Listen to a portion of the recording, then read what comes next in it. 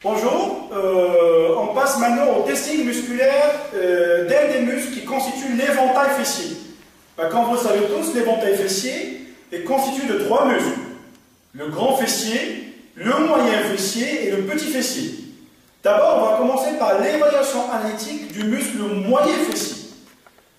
Sans revenir aux détails anatomiques et aux détails des insertions et de la description anatomique, le moyen fessier est un muscle qui prend insertion au niveau de la ligne glutéale antérieure. Il a une forme triangulaire, il présente à décrire des fibres antérieures et postérieures, et il a une terminaison au niveau de la face latérale du grand trochanter. Donc ce fameux moyen fessier est un muscle qui assure un mouvement d'abduction de hanche, bien précisément lorsque la chaîne musculaire, lorsqu'on parle d'une contraction en chaîne musculaire ouverte. Il a une autre fonction qui est encore plus importante et qui est la stabilisation du bassin lors de l'appui uni ou monopodal. Donc, et cette fonction de stabilité est beaucoup plus et surtout assurée lorsque ce muscle, ce dernier, travaille en chaîne fermée. Revenons à la chaîne ouverte, revenons à son action, à sa fonction d'abduction. Donc, c'est un muscle que l'on va tester sur l'abduction de hanche. Je sais qu'il a d'autres composants d'action. Il a un composant de rotation interne, il a un composant de rotation latérale. Mais c'est un muscle qui va être beaucoup plus testé, entre parenthèses, sur sa fonction d'abduction de hanche. Sans plus tarder, on va passer à la pratique. Donc, commençons toujours par la cotation 3. La cotation 3 qui doit se faire ou s'exécuter ou se pratiquer contre pesanteur. Donc, l'installation concernant cette cotation 3 va se faire en décubitus latéral. En décubitus latéral. Mon patient sera installé en décubitus latéral. Le membre ou le muscle à tester, c'est le muscle qui se trouve par-dessus. Vous avez tous remarqué que je ne me suis pas installé ou positionné carrément en décubitus latéral strict, de cette façon-là. Vous remarquez que l'appui va se faire sur un avant-bras, coude en flexion.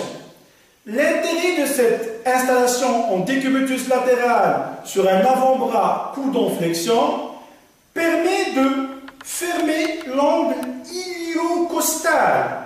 Je répète, le fait d'installer le patient en décubitus latéral tout en prenant appui sur l'avant-bras, coude fléchi, c'est dans un but de fermer l'angle iliocostal.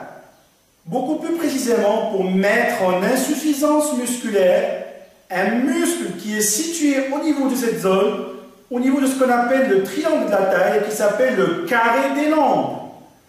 Parce que ce fameux carré des langues a une insertion au niveau de l'os iliaque, au niveau de la crête, et c'est un muscle qui peut être sollicité, recruté par le patient afin qu'il compense à la défaillance musculaire de son moyen fessier.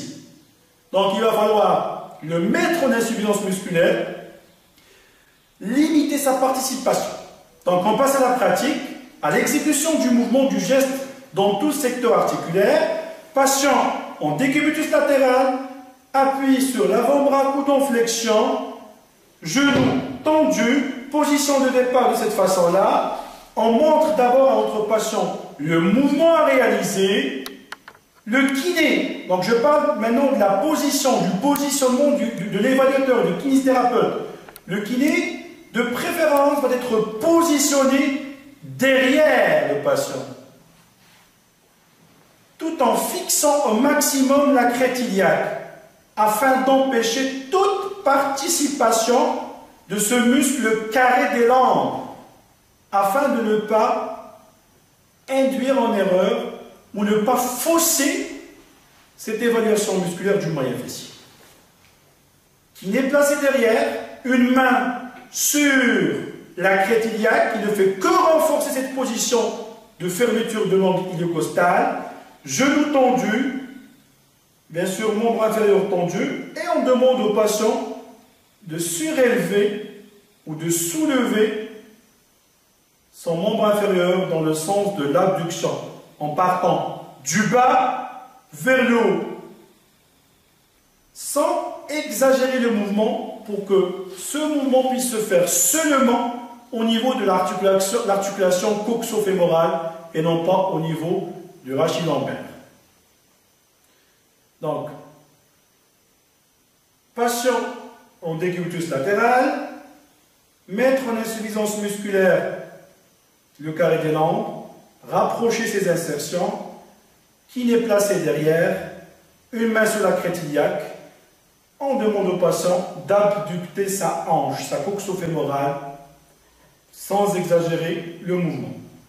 Si le patient parvient à faire ce mouvement dans tout le secteur articulaire, en partant d'une adduction vers une abduction, c'est que son moyen fessier est coté à 3.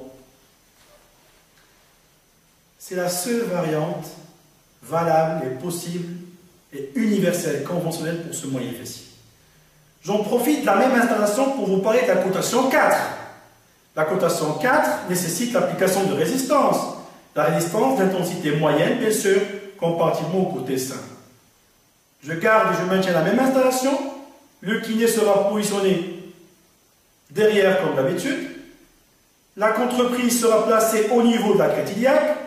Et l'application de ma résistance sera placée au niveau de la face latérale du genou, ou au niveau, si vous voulez, du tiers distal de la face latérale de la cuisse. Il faut surtout éviter d'appliquer une résistance avec un grand bras de levier, c'est-à-dire appliquer une résistance au niveau du tiers distal de la jambe, à proximité de la cheville, afin d'éviter de mettre le genou en porte-à-faux. Donc la résistance, retenez bien, elle sera appliquée au niveau du tiers distal de la face latérale de la cuisse, en appliquant une résistance d'intensité moyenne, et on demande bien sûr à notre patient de réaliser le mouvement d'abduction, tout en essayant de ne pas dépasser un secteur de 35 à 40 degrés d'abduction. Donc ça, c'était pour la cotation 4. Et bien sûr, pour confirmer et juger que le muscle est coté à 4, il va falloir bien sûr tester le côté opposé, chose qu'on ne va pas faire à chaque fois. Donc, passons à la cotation 5. 5, c'est une cotation qui nécessite l'application de la résistance. Pareil, la seule différence, c'est au niveau de l'intensité de la résistance. Donc, toujours mon patient sera installé en décubitus latéral, la position de fermeture de l'angle iliocostal, mettre en insuffisance musculaire le carré des langues pour éviter les compensations, une éventuelle compensation, qui n'est placé derrière, il va nous bloquer la crête iliaque, d'accord? Et puis, la résistance sera toujours placée sur la face latérale, tiers distale de la cuisse, tout en augmentant, bien sûr, en passant d'une résistance moyenne à une résistance d'intensité beaucoup plus importante. On demande toujours le mouvement d'abduction, 35-40 degrés à ne pas dépasser, et on compare bien sûr avec le côté sain. Ça, c'était bien sûr le testing du moyen fessier, en commençant par la cotation 3 et en passant par la 4 pour arriver à la cotation 5. Il nous reste une seule cotation, c'est la cotation 2. Et comme le principe de la cotation 2 parle d'une technique en apesanteur, en éliminant l'effet pesanteur, automatiquement, on doit changer l'installation de notre patient. Au lieu de rester en position de décubitus latéral, on va placer notre patient en décubitus dorsal.